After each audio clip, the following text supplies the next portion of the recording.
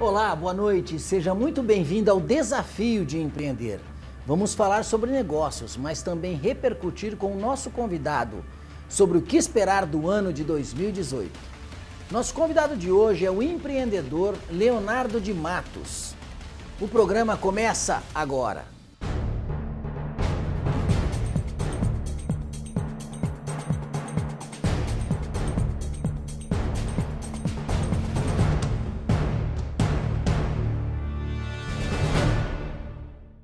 Olá, Leonardo, tudo bem? Tudo bem, Cal. E você? Joia? Tudo jóia. Seja bem-vindo ao nosso programa. Muito obrigado. E hoje nós temos um convidado especial e uma história bastante inusitada. A começar pelo processo que aconteceu com o Leonardo, né, que trabalhava no ramo de confecções e depois, por algum motivo, após 13 anos, teve aí algumas dificuldades, inclusive que a dificuldade gerou uma grande oportunidade de escrever um livro, né? Porque ele fala nesse livro, Quebrei. E agora nós vamos conhecer um pouquinho da história do Léo aqui. Obrigado. A história começa depois da quebra mesmo. É isso aí. E conta um pouquinho como é que foi esse processo da confecção, né? Quais foram os aspectos positivos e até mesmo o que aconteceu para o negócio não dar certo? Bom, sobre a confecção, eu vi uma oportunidade que eu vinha pequeno durante 3 anos. Eu comecei a dar certo, que é o termo que as pessoas usam muito, mas eu comecei a ganhar dinheiro. E eu acreditei que eu também tinha potencial para poder transformar na maior confecção do Brasil. E foi aí que eu, ao invés de fazer um planejamento para crescer, eu achei que eu tinha todas as respostas comigo e eu até cresci até um certo ponto, mas sem estrutura. Então foi isso. Então a gente faturou 2 milhões em 2011, porém eu não estava pronto, eu tinha gastado 2,5. Leonardo, esse é o principal evento que acontece na vida dos empreendedores, porque tem essa curva, né? Onde você chega no ponto de equilíbrio, onde você recupera o investimento. E quem necessita de fluxo de caixa para um ano, se você está numa velocidade boa, numa velocidade de crescimento, você tem que projetar, e senão a conta não vai fechar, né? Não fecha de jeito nenhum, com certeza. E por incrível que pareça, meu primeiro planejamento foi para quebrar. Eu tive que planejar a minha quebra, porque não é eu quebrei, viro as costas e deixo até porque eu fiz compromissos, né? Peguei financiamentos, então esses financiamentos eu estou honrando, inclusive até hoje. E como foi a decisão de escrever um livro com essa experiência? Quando eu percebi que eu estava, a empresa já não vinha conforme estava vindo, né, com sucesso e crescendo, eu já ia fragmentando algumas anotações comigo a respeito de ser empresário e ser empreendedor e a respeito de negócios. E quando foi, então, que eu quebrei, basicamente eu tinha quase um livro escrito.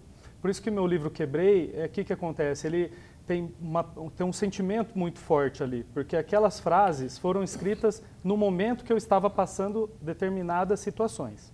Então, tanto que é o primeiro livro a falar da realidade do empreendedorismo do Brasil.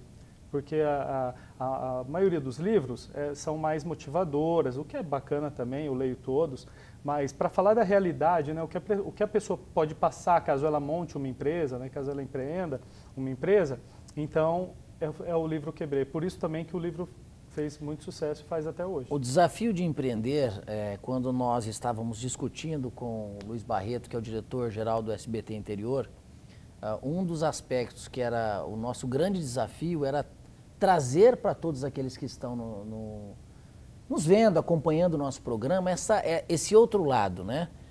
Não só o lado glamuroso, que às vezes até é uma parte menor percentualmente, mas as trajetórias, né? A maioria das pessoas de muito sucesso que eu entrevistei aqui tiveram grandes dificuldades, muitos quebraram, porque não é fácil. Empreender a gente sabe que é uma válvula de crescimento, desenvolvimento para o nosso país, mas de fato tem que ter alguns cuidados e aí a gente tem uma série de entidades, consultorias que podem auxiliar, né? E no gancho assim, da minha quebra, eu assumi a culpa, né? Que é o que a gente deve fazer. A Claro. culpa foi de quem de ter quebrado? Foi minha, só minha. Todas as atitudes estavam sobre o meu comando. E aí eu disse para mim mesmo, e agora o que eu vou fazer para me recuperar dessa imensa quebra? E um talento meu é vendas. E eu voltei para as vendas. E meus clientes, pô, Léo, você vende até bosta em lata, você vende até fósforo queimado. Eu falei, tá aí, vou vender bosta em lata. E foi então que, há 4 anos atrás, num café da manhã, eu falei para minha esposa, eu vou vender bosta em lata, você compraria? Ela falou, não. Mas, para um bom vendedor, o não, ele é mola propulsora. Sem Foi dúvida. aí que eu falei, tá bom, como é que eu vou vender bosta em lata de uma forma extraordinariamente inovadora, prática, né? E na verdade surgiu o nome. Agora, com esse nome aqui que eu vou vender com esse nome. E aí eu comecei a pesquisar, Cauê, em redes sociais, as pessoas postando com as suas plantinhas. Comecei a perceber um nicho de mercado para atender esse público que cada vez mais mora em apartamentos menores, mais compactos, casas também menores, né? E gosta de ter uma hortinha orgânica, gosta de ter suas plantinhas, suas orquídeas. E eu falei, tá bom, eu vou entrar no mercado de adubos orgânicos.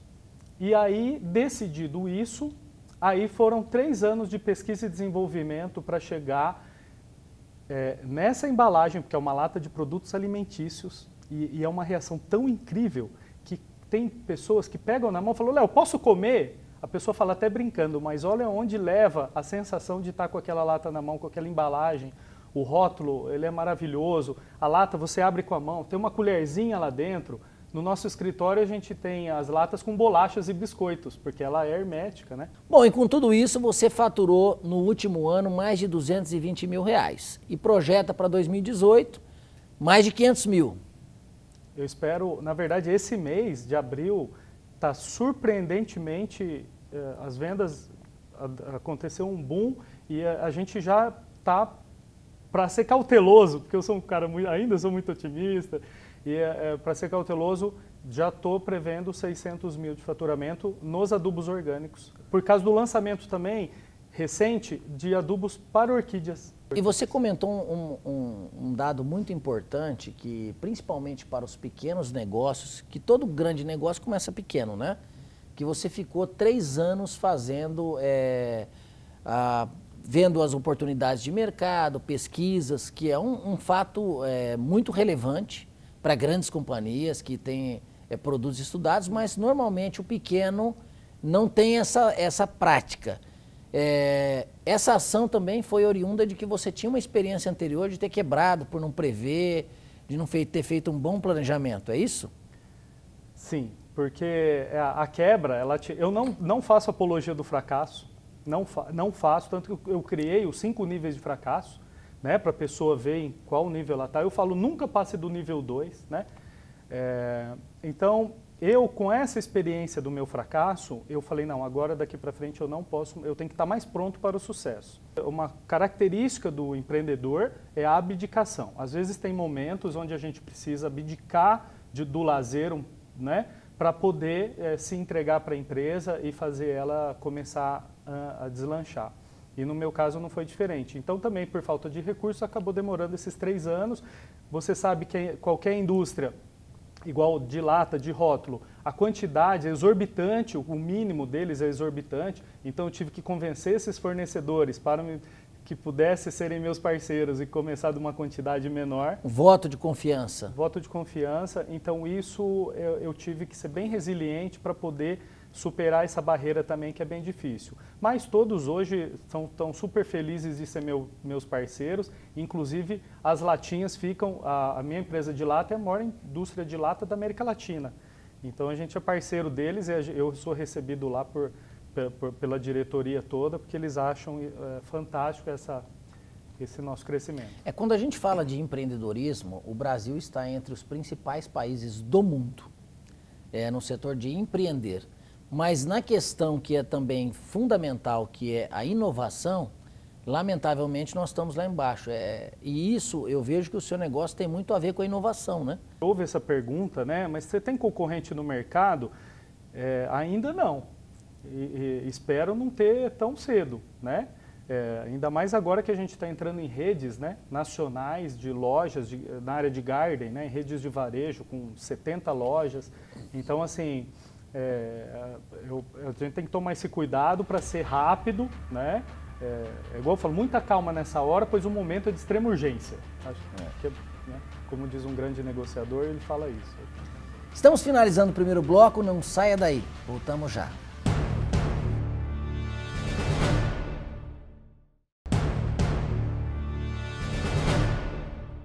Estamos de volta e o nosso convidado de hoje é um empreendedor, Leonardo de Matos, com um negócio bastante interessante. Você quer, deseja e tem como meta ser o melhor vendedor de bosta em lata? Olha, na verdade eu já sou, e eu falo para todo mundo que eu sou porque eu sou o único. Mas eu não vejo a hora alguém vir e tentar vender mais que eu. Mas para mim vai ser uma honra.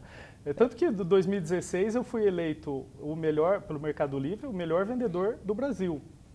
Não sou o melhor vendedor do Brasil, eu falo que eu sou o melhor vendedor na minha área. Eu recebi em homenagem a todos os grandes vendedores que tem e que fazem um trabalho fantástico. Mas eu falo que eu sou o melhor vendedor de bosta em lata porque eu ainda sou o único. Tá certo. Leonardo, nós estamos passando por um ano bastante diferenciado. Temos a Copa do Mundo e temos as eleições 2018 para presidente, governador, senador e deputados. Diante disso, você vê com bons olhos para o seu negócio esses eventos? Como que você faz uma análise? Primeira coisa que eu fiz esse ano foi montar um calendário anual para poder não desviar dessas datas, mas para poder que elas sejam interessantes para o meu negócio. Então, eu acredito que cada negócio pode ser bom, pode ser ruim. Se você vende corneta verde e amarelo, você vai vender muito, mas se de repente você vende algum outro tipo de produto que durante a Copa as pessoas se preocupam com outras coisas, de repente pode dar uma contraída. Então, você tem que tentar vender o máximo que você puder antes ou depois da Copa e antes ou depois das eleições. Mas, de qualquer forma, no geral, as pessoas continuam vivendo, elas precisam continuar comendo, passeando, comprando. Então, cada negócio é peculiar, tem seus altos e baixos, então você tem que levar para a tua realidade essas datas, que são datas delicadas, e ver como é que você consegue vender mais ou vender pelo menos o que você já vem vendendo para não também ter prejuízo. Então, eu acredito que cada um que vai levar para o seu negócio as atitudes a serem tomadas. Quais os impactos, dependendo do resultado das eleições? Direita, esquerda ou centro? Especificamente para o seu negócio. Eu aprendi o seguinte, como eu quebrei e coloquei a culpa em mim, porque normalmente quem quebra, fracassa, foi o governo, foi a chuva, foi o terremoto. Não, a culpa foi sua, você desculpa, a culpa, se você quebrou, foi sua. E depois que eu assumi, minha vida começou a dar uma reviravolta, porque quando você assume uma coisa difícil de frente, as coisas ao redor começam a conspirar a seu favor. E foi isso que eu fiz, eu fui encarar de frente. Então, eu falo para a pessoa, defenda os seus ideais, lute pelo que você acredita, porém, o boleto que você tem que pagar dia 10, quem vai pagar? É só você. Não tem jeito. E aqui você coloca um ponto interessante, e eu compartilho com vocês, que é o seguinte, uma das principais decisões para o empreendedor, na minha opinião, é assumir o controle e as responsabilidades pelo negócio. Porque nós temos eventos, mas o Leonardo coloca aqui um ponto muito importante. Independente de quem vai ser campeão da Copa do Mundo, você como empresário tem que estar preparado.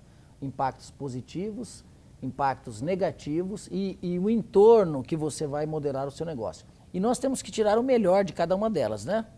Sim, eu acho que cada negócio vai filtrar para si as atitudes que deve tomar. Inclusive, tentar tirar proveito de todas essas datas. Tipo, eu acredito que esse final de ano, por causa de eleições, eu vou vender muita bosta. Então, eu acredito muito no meu negócio. Eu acho que final de ano, para mim, vai ser muito bom. Mas são atitudes que têm que ser tomadas a partir de agora, antecipadas, e não em cima da hora. E diante do cenário que nós temos visto, lamentavelmente, do histórico do nosso país com relação à corrupção, com relação a todos esses dados, que de uma maneira ou de outra impacta o empreendedor, mas também a população de maneira geral, tem que haver também, na minha opinião, o maior engajamento da população no sentido de avaliar bem, de dar a real importância para quem vai assumir o comando do nosso país, né? Com certeza. Eu acho que eu creio que cada um tem que entender o que é melhor, não só para si, porque a gente anda muito egoísta ultimamente, mas eu acho que tem que pensar principalmente na comunidade. Você tem que pensar, por exemplo, na violência e nas pessoas que ainda... igual eu falo, a inovação. A gente está indo para Marte e tem gente morrendo na fila do raio-x. É inconcebível isso. Tanto que uma luta minha é que a inovação também seja aplicada no mercado tradicional. Porque hoje todo mundo só pensa em montar aplicativo e já não tem mais padaria para a gente comprar pão. Então eu acredito que dá para ir para os dois lados, né? Tem mercado para os dois. Mas eu acho que cada um tem que defender e lutar pelos seus ideais, sim. Mas eu falo que empresarialmente as contas somos nós que temos que pagar e ninguém vai vir pagar por nós. Independente de quem entrar, ou quem não entrar, quem ganhar o jogo, quem não ganhar, eu confesso que eu não me prendo muito a isso, porque eu sei que meus boletos vão continuar vencendo e quem tem que pagar sou eu. Independente, mas é claro que eu tenho também as minhas defesas, meus ideais que eu quero. Eu empreendo justamente porque eu acredito num país onde a gente possa viver com alegria, e alegria verdadeira mesmo, e poder se sentir seguro onde quer que a gente vá, e as crianças serem educadas, todas serem educadas e seguirem suas carreiras, para a gente poder ser um povo educado. Qual o seu modelo de gestão? Hoje existem muitos livros que defendem a ideia de fazer o seguinte: não, vamos dar a maior autonomia às pessoas. Os negócios hoje, principalmente que falam sobre tecnologia, falam, não, as pessoas não têm mais hierarquia, não tem mais chefe, todo mundo trabalha igual. Qual modelo que você acredita? O meio termo é o seguinte: o olho do dono engorda a boiada. Isso não há sombra de dúvidas, não é desconfiança, não é nada. É questão de, por exemplo, eu sei onde eu quero chegar e às vezes é difícil você passar essa cultura corporativa, não sou uma corporação, mas você passar essa cultura, até as outras pessoas se envolverem nela e acreditarem nesse projeto e fazer isso juntos, né? Eu acredito que é uma demanda onde você tem que estar em cima. Eu, por exemplo, se eu cobro um serviço, mas eu que vou lá e finalizo e acompanho, porque eu sei do jeito que meu cliente quer e do jeito que eu quero que ele receba. Em cima. É em cima. E você sabe uma coisa, Cauê? Que na verdade os nossos produtos também, ou os nossos serviços, eles só melhoram com críticas produtivas. A gente é uma empresa polêmica, às vezes por causa do nome, né? Agora está ficando em segundo plano o nome, e as pessoas estão se preocupando mais com os adubos, mas o nosso trabalho é que a pessoa, ela fala, ok, o nome é uma brincadeira, para a gente dar uma risada, coisa que está difícil nos dias de hoje, e os adubos são maravilhosos. Eu acredito que esse, né, é um trabalho onde o dono tem que fazer, eu acredito assim. Para finalizar, Leonardo, como você é uma pessoa que palestra sobre empreendedorismo, quais são as dicas que você passa para quem está nos acompanhando? Eu perdi muito tempo para descobrir que tudo leva tempo. Eu não tive a paciência na minha primeira empresa, que foi a confecção, maior empresa, eu não tive paciência para poder crescer com segurança. Então eu estou fazendo isso totalmente diferente agora. Então eu falo, dê o tempo necessário para que a empresa se deslanche de uma forma sustentável e segura para você. E também descubra o seu talento, igual eu descobri o meu talento, que é vendas, foque nele e desenvolva ele na profissão que você se dedica. Seja você funcionário, prestador de serviço, médico, profissional liberal, dentista ou tenha uma empresa. E use o empreendedorismo para desenvolver o seu trabalho, o seu ofício. Obrigado, Leonardo. Um grande abraço a todos que fazem parte desse grande projeto. Eu que agradeço, cara. O programa chegou ao final. Um excelente sábado, Uma ótima semana, fiquem com Deus.